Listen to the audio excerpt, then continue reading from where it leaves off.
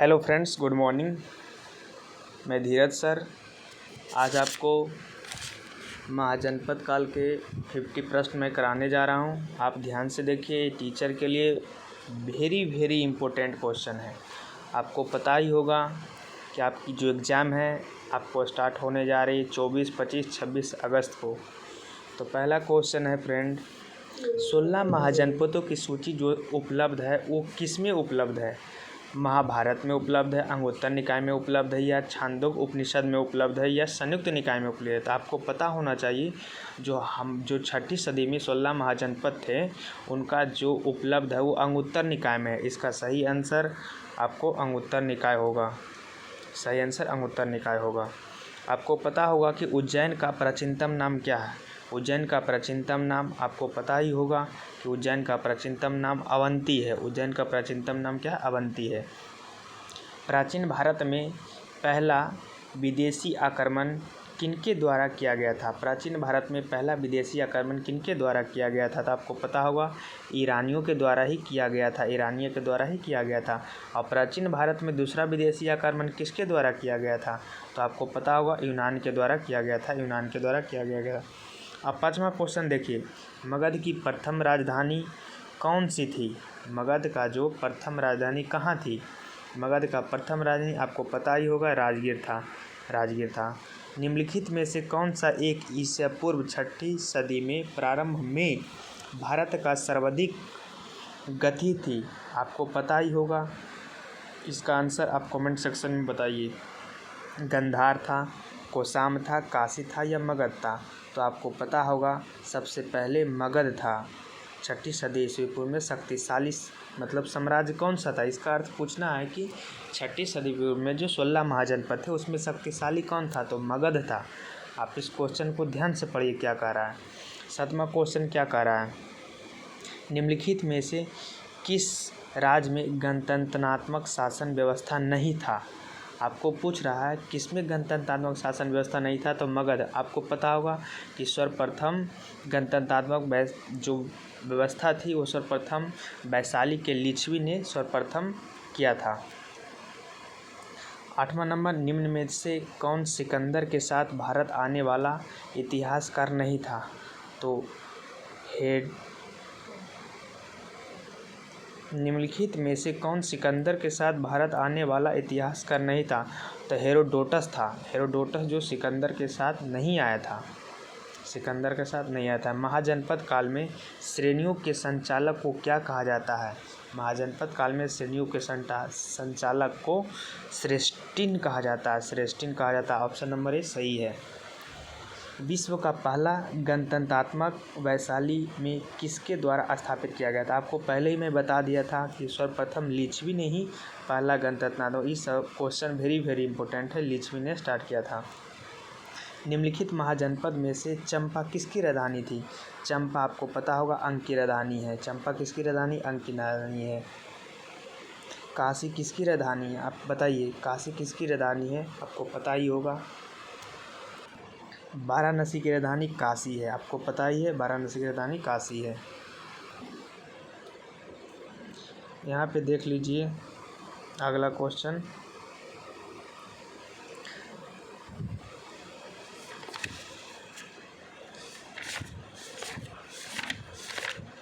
क्या बोल रहा है, मगध के किस शासक ने कौशल एवं काशी को जीतकर मगध में मिलाया था?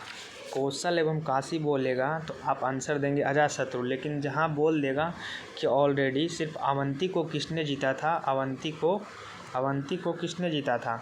कौशल और काशी को तो अजातशत्रु जीता था, लेकिन अवंती को किसने जीता था? तो शिशुनाग ने जीता था। शिशुनाग ने अवंती को जीतकर मगध में मिलाया था। लेकिन एक क्वेश्चन और आपसे पूछेगा कि मगध का सर्वप्रथम कौन सा राजा था जो अंक के जीत के मगध में मिलाया था? तो अजातशत्रु के बाप बिंबिसार है, और बिंबिसार के बेटा अजातशत्रु है। अजातशत्रु का बेटा कौन है? आपको पता होगा उदयन है, जो सर्वप्रथम पाटलिपुत्रा को अपनी राजधानी बनाया था।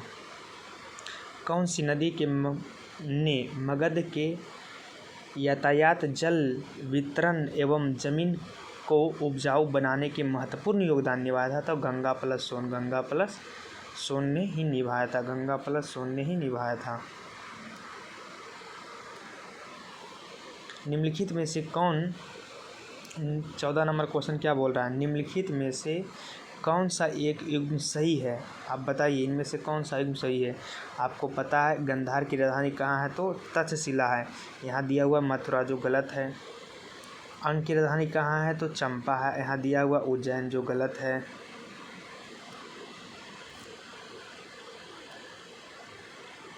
ये भी गलत है।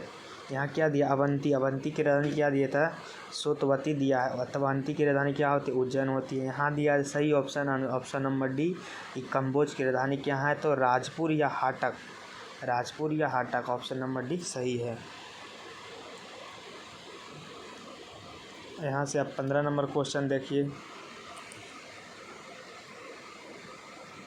15 नंबर क्वेश्चन क्या कह रहा है कि प्राचीन राज्य जो है वत्स की राजधानी का नाम बताइए। वत्स की राजधानी का नाम आपसे पूछा। वत्स की राजधानी कहाँ होता है, तो कौशाम्बी। शक्तिमती, मतलब शक्तिमती किसकी राजधानी है, एदी एवं चेदी की राजधानी क्या है, शक्तिमती है। मथुरा तो आपको पहले ही बताए थे, सूरसेन की राजधानी है। वाराणसी तो आपको बता दिए काशी की राजधानी है। 16 क्या कह रहा है, सूरसेन जनपद की राजधानी कहाँ थी, तो मथुरा थी। मथुरा ऑप्शन नंबर ए हो जाएगा। मत्स्य जनपद की राजधानी कहाँ है, तो आपको पता ही है मत्स्य जनपद की राजधानी कहाँ है। मत्स्य जनपद की राजधानी आप जानते हो विराटनगर है। विराटनगर है आंसर, विराटनगर होगा। अंग तो चंपा की राजधानी है, आपको बता ही दिए। सिकंदर के आक्रमण के समय उत्तर भारत का निम्नलिखित राजवंशों में से किस एक का शासन चल रहा था, तो आपको पता है जब सिकंदर ने आक्रमण किया था तो मगध का राजा नंदवंश था। नंदवंश था, आपको पता ही होगा। 19 नंबर क्वेश्चन क्या कह रहा है, किस शासक ने अवंती को जीतकर मगध का हिस्सा बनाया था। आपको भी कुछ दिन पहले ही बताए हैं, अवंती को जीतकर सिर्फ शिवसी नागवंश ने ही बनाया था। बिंबिसार जो है प्रथम बार अंग को जीतकर मगध में मिलाया था, आपको भी बता ही दिए हम। अकी बोला है प्रथम मगध साम्राज्य का उत्कर्ष किस सदी में हुआ था, तो प्रथम मगध साम्राज्य का जो उत्कर्ष है वो आपको पता है 6ठी सदी ईस्वी, बी नंबर सही होगा। महाभारत के अनुसार उत्तरी पंचाल की राजधानी कहाँ है। ये वेरी वेरी इंपॉर्टेंट है, ये किसी को पता नहीं होता। महाभारत के अनुसार उत्तरी पंचाल की राजधानी कहाँ है, तो हई छत्र में है। हई छत्र में ऑप्शन नंबर सी सही हो जाएगा। 22 नंबर क्वेश्चन क्या कह रहा है, मगध का कौन सा राजा सिकंदर महान के समकालीन था, तो सिकंदर महान के समकालीन मगध का कौन सा राजा था, तो आपको घनानंद हो जाएगा। घनानंद कौन वंश का शासक है, घनानंद, तो आपको पता होगा शिशुनाग वंश का शासक, अंतिम शासक ही घनानंद है। शिशुनाग वंश के प्रथम शासक महापद्मानंद है, आपको पता ही होगा। 22 के बाद क्वेश्चन नंबर आप 23 में आ जाइए। क्वेश्चन नंबर 23 में देखिए क्या कह रहा है। क्वेश्चन नंबर 23 में क्या कह रहा है जो इम्पोर्टेंट है, उत्तरी बिहार का प्राचीनतम नाम क्या था।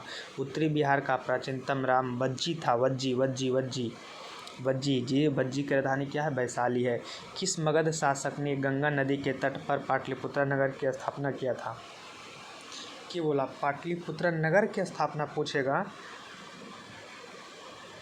तो अजातशत्रु होगा। अजातशत्रु ने ही बसाया था पाटलिपुत्र को। फिर 26 नंबर क्वेश्चन क्या कह रहा है, तक्षशिला के प्रसिद्ध स्थल होने का क्या कारण था। तक्षशिला क्यों प्रसिद्ध था, क्योंकि वहाँ गंधार शैली चला करता था। गंधार काल के लिए वो तक्षशिला प्रसिद्ध था। तक्षशिला कहाँ है, आपको पता है प्रेजेंट में पाकिस्तान में है। सूरसेन महाजनपद की राजधानी कहाँ थी। सूरसेन महाजनपद की राजधानी आपको पता है, सूरसेन महाजनपद की राजधानी कहाँ है, तो अभी आपको कुछ देर पहले ही बताए, तो सूरसेन जनपद की राजधानी मथुरा है। विराटनगर किसकी राजधानी, आपको कुछ देर पहले ही बताए हम, कमेंट सेक्शन में बताइए। वर्तमान पाकिस्तान में कौन सा जनपद स्थित है। वर्तमान पाकिस्तान में ही गंधार है, जो आपको जस्ट बताएं। तक्षशिला जो अभी प्रेजेंट में पाकिस्तान में है। कुरु किसकी राजधानी है, तो इंद्रवरत की राजधानी है। हाटक, कंबोज, राजपुर अभी जस्ट बताएं आपको। 19 क्या बोल रहा है, दक्षिण भारत में स्थित जनपद कौन है। दक्षिण भारत में एकमात्र स्थित जनपद है वो कौन है, तो अस्मक है। अस्मक की राजधानी क्या है, तो पोतना है। पोतना लिखा हुआ है, पोतना लिखा हुआ है। यहाँ 30 नंबर क्वेश्चन देखिए। अभिलेखित साक्ष्य से प्रकट होता है कि नंद राजा के आदेश से एक नहर खोदी गई थी। वो कहाँ खोदी गई थी? आपको अभिलेख में लिखा गया है कि सर्वप्रथम नंद राजा ने एक नहर खोदा था। वह कलिंग में खोदा था। कहाँ खोदा था? कलिंग में खोदा था। 31 नंबर क्वेश्चन क्या है? पहला ईरानी शासक जिसे भारत के कुछ भाग को अपने अधीन किया था। पहला ईरानी शासक था जो अपने भारत को कुछ भाग को अधीन किया था, वह कौन था? वह डेरियस प्रथम था। डेरियस दिया ऑप्शन में तो डेरियस मारिएगा, डेरियस प्रथम रहेगा तो डेरियस प्रथम मारिएगा। 32 नंबर क्वेश्चन,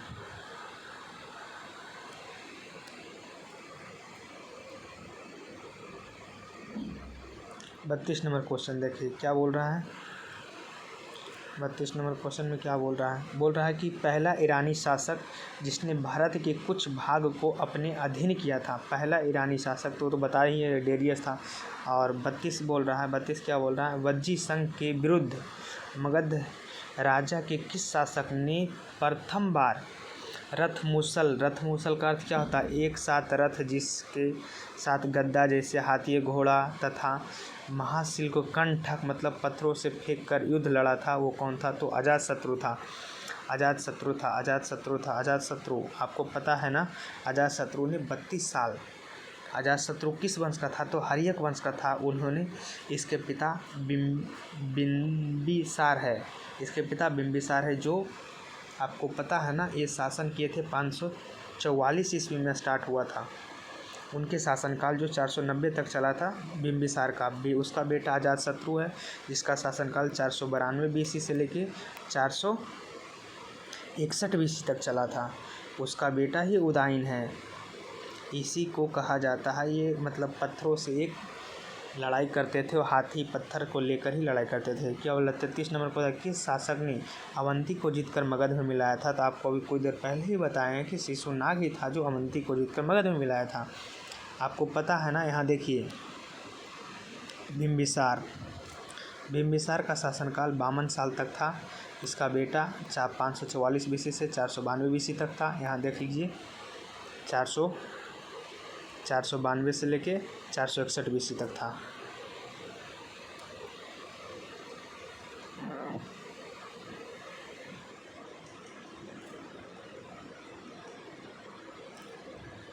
अब यहाँ क्या बोल रहा है? ये तो आपको पता हो गया। फिर बोल रहा है कि शिशुनाग ने किस राज का विलय मगध में किया था? शिशुनाग तो अभी बोले ही अवंती को किया था। 35 नंबर क्वेश्चन आ जाइए। काशी और लिच्छवी का विलय मगध साम्राज्य में किसने किया था? काशी और लिच्छवी का विलय मगध साम्राज्य में आपको बता ही दिए थे कि अजातशत्रु ने किया था। और क्या बोला? निम्नलिखित 36 नंबर, निम्नलिखित में से किसे सैन्य क्या? नियमित एवं अस्थायी सेना रखने वाला कौन था? तो इसका बाप बिंबिसार था। इसका 36 का ऑप्शन 1 बिंबिसार हो जाएगा। 37 आ जाइए। निम्नलिखित में से किसे उग्रसेन या तो भयंकर सेना का स्वामी कहा जाता? उग्रसेन महापद्मानंद को कहा जाता था। महापद्मानंद को ही कहा जाता था। वो नंद साम्राज्य का शासक स्थापना किया था। नंद वंश का स्थापना महापद्मानंद ने किया था। इसका अंतिम राजा घनानंद था। महापद्मानंद का शासनकाल 345 से लेके 322 बीसी तक कहा गया है। नहीं तो 344 लीजिएगा तो आपको 323 लेना पड़ेगा बीसी, समझें। मगध पर साम्राज्य पर मतलब करने वाला मात्र 3 ही वंश था, हर्यक वंश, शिशुनाग वंश, फिर नंद वंश। लेकिन एक्चुअल में देखा जाएगा ना तो मगध जो साम्राज्य था उसमें 11 प्रकार के वंश ने तो शासन किए थे। आपको सीरियल से भी हम सब बताएंगे, देख लीजिए। 38 नंबर क्या कह रहा है? हाइडेंस एवं वितस्ता का युद्ध, हाइडेन स्पीच जो बोलते हैं, एवं वितस्ता का युद्ध जो झेलम नदी पर लड़ा गया था वो किन के बीच लड़ा गया था? तो आपको पता होगा सिकंदर और पोरस के मध्य ही लड़ा गया था। और सिकंदर ने भारत पर कब आक्रमण किया था? तो आपको पता होगा सिकंदर ने भारत पर 326 बीसी में किया था। ईसापुर, बीसी मतलब ईसापुर। मेन रूप से देखिए आपको लिखा हो कि मेन रूप से मगध पर साम्राज्य करने वाला 3 राजा था। आप यहाँ आपका 39 नंबर ख़त्म हो गया। आप मेरे से सुनिए, 39 नंबर ख़त्म हुआ। आपको हम अभी क्या बोले थे कि हम डिटेल्स में आपको बताएंगे। आप लाइन पर रहिए, बता रहा हूँ।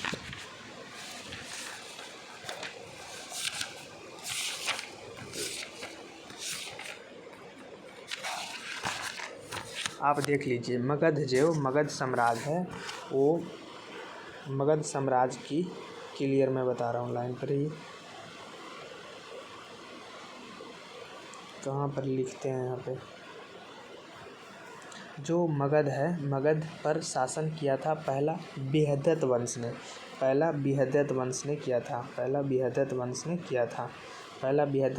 किया था, जिसका शासनकाल था, ध्यान से सुनिए, लिखिए 70 मतलब 1700 से लेके 683 BC तक, मतलब 1700 BC से लेके 683 BC तक बृहद्रथ वंश था पहला मगध पर। दूसरा था प्रागौत वंश, 683 BC से लेके 544 BC तक।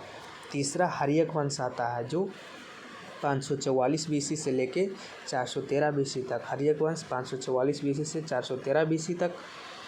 और इसका पहला हर्यक वंश के संस्थापक कौन है? तो बिंबिसार है। हर्यक वंश का संस्थापक बिंबिसार है। हर्यक वंश का अंतिम शासक पूछ लेगा आपसे, तो आपको नागदशक बोलना। हर्यक वंश में टोटल 3 शासक ने शासन किया था।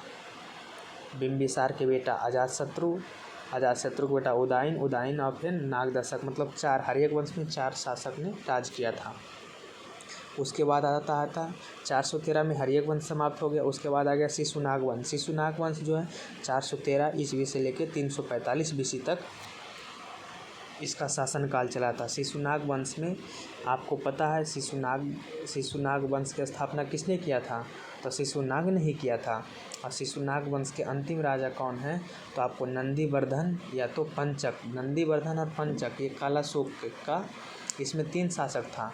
शिशुनाग वंश, कालाशोक और नंदीवर्धन और पंचाक बोलेगा, पंचनाक, तो पंचनाक। आज कालाशोक के 9वें बेटे थे नंदीवर्धन और 10वां बेटा था पंचाक। तो आपको ऑप्शन में दिया जाएगा पंचाक और नंदीवर्धन दोनों, तो आपको आंसर करना है पंचाक। लेकिन पंचाक ऑप्शन में नहीं रहेगा, तो आपको नंदीवर्धन करना है, शिशुनाग वंश के अंतिम शासक। फिर 5वां आ गया। 5 में कौन आया था? नंद साम्राज्य की स्थापना ही महापद्मानंद ने किया था। और नंद साम्राज्य जो है 345 से लेकर 322 BC तक चला था। इसका प्रथम राजा था महापद्मानंद था। और इसका अंतिम राजा था, आपसे पूछेगा तो घनानंद होगा। उसके बाद मौर्य साम्राज्य आता है। मौर्य साम्राज्य 322 ईस्वी से लेके 185 BC तक चलता है। टोटल इसका शासनकाल 137 साल तक चलता है। मौर्य साम्राज्य के ही अंदर मौर्य साम्राज्य की स्थापना किसने किया था? चंद्रगुप्त मौर्य ने किया था। इसका लास्ट शासक पूछेगा चंद्रगुप्त मौर्य साम्राज्य का अंतिम शासक तो बृहद्रथ था, जिसकी शासनकाल 187 BC से लेके 185 BC तक चला था। समझ रहे हैं मेरी बात को? डिटेल्स में मैं बता रहा हूँ।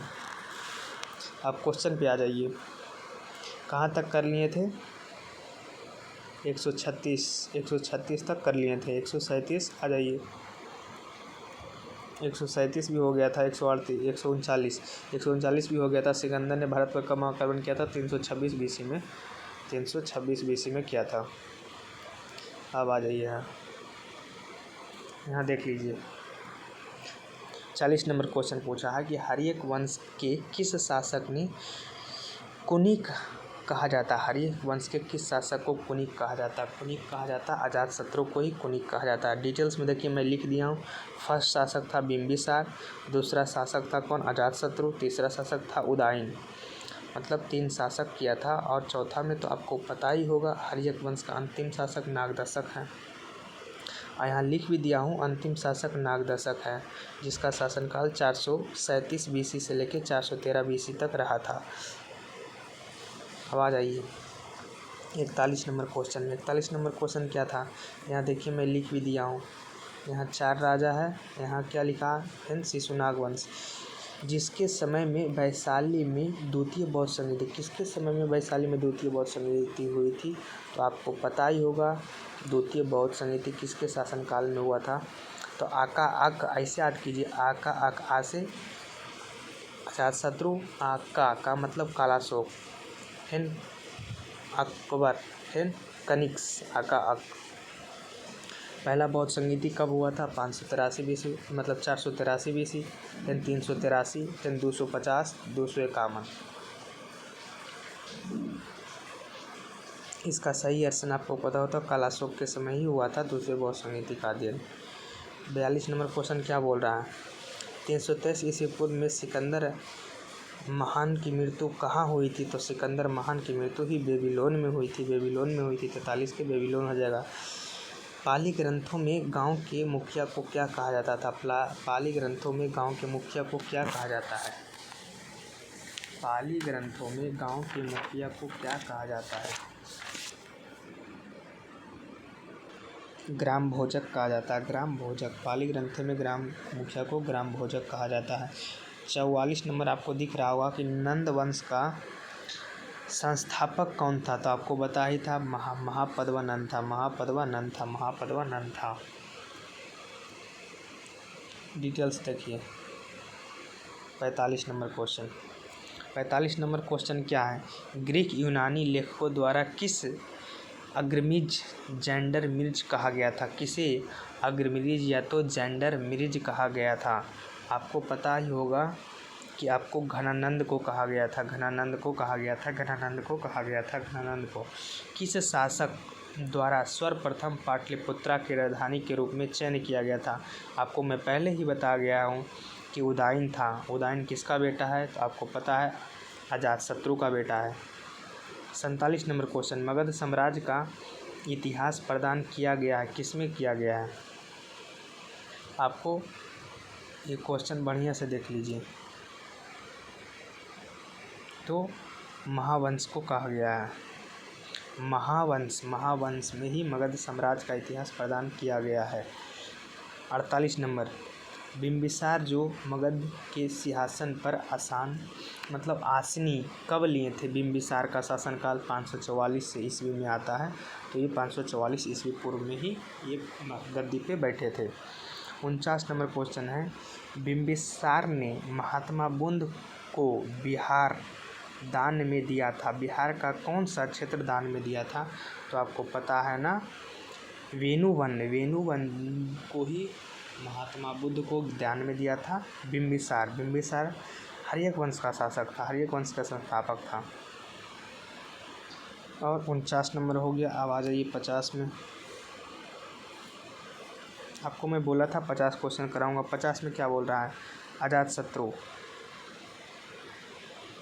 अजातशत्रु मगध के सिंहासन पर आसीन कब हुई? मतलब आसीन कब हुई? अजातशत्रु का शासनकाल आपको पता है ना, 492 ईस्वी से स्टार्ट होता है, तो इसका सही आंसर 492 ईस्वी पूर्व होगा, क्योंकि इसका पिता का शासनकाल समाप्त हुआ था, तो इसका शासनकाल स्टार्ट हुआ। Answer number A. अब प्रथम बौद्ध संगीति का आयोजन हुआ था किसके शासनकाल में? प्रथम बौद्ध संगीति का आयोजन किसके शासनकाल में हुआ था? प्रथम बौद्ध संगीति का आयोजन हुआ था, मतलब कहाँ हुआ था ये पूछ रहा है, तो राजगीर में हुआ था, राजगीर में हुआ था। आपको पता है ना, राजगीर में हुआ था। फिर क्या बोला? महात्मा बुद्ध, 52 नंबर क्वेश्चन, महात्मा बुद्ध की मृत्यु कहाँ हुई थी? तो आपको पता है, महात्मा बुद्ध की मृत्यु किसके शासनकाल में हुई थी? शासनकाल पूछेगा तो आपको अजातशत्रु हो जाएगा, क्योंकि अजातशत्रु का शासनकाल 492 ईसा पूर्व से लेके 460 ईसा पूर्व या 61 ईसा पूर्व होता है।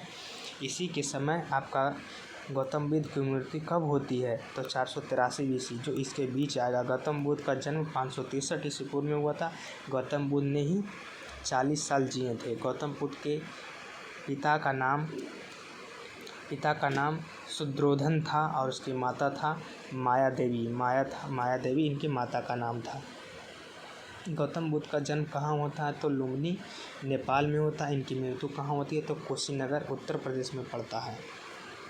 और 53 नंबर क्वेश्चन आप आ जाइए कि बोला हर्यक वंश के अंतिम राजा कौन थे? आपको बताया था हर्यक वंश के अंतिम राजा नागदशक है, नागदशक। हर्यक वंश का शासनकाल कब है? देखिए, ये कन्फ्यूजन वाला क्वेश्चन है।